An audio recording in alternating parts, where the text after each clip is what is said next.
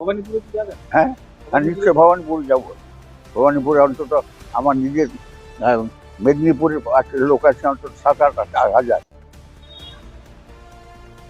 ভবানীপুর আমি অনেক ভালো জানি। প্রচারে গিয়ে কি বলবেন লোকজনকে? কি বললো, আমরা দোষ করেছিলাম, ভুল করেছি, যেটা সর্বত্রই বলছি আমি, যে এইরকম একজনকে মুখ্যমন্ত্রী করে বাংলার সর্বনাশ করে হয়ে গেছে, আর আপনারা ওই সর্বনাশ করবেন না, এটা প্রার্থনার আমাদের ক্ষমা করবেন। 26-এ নির্বাচনে প্রচারে শান দেবেন? হ্যাঁ, শান দেবেন প্রচারে? শান্ত হচ্ছে যে ওইটা আমাদের প্রচন্ড ভুল, ওই যে আমরা ক্ষমা চাইছি সব জায়গায়। কারণ গিয়ে বলছি যে একবারে আমাদের বিজেপি পার্টিকে ভোট, আর কিছু না। আর্থিকর ঘটনা প্রত্যেকের হৃদয়ে রয়েছে, মনে রয়েছে। আমার মনে রয়েছে তার মাকে তো নমিনেশন দিয়েছে পার্টি।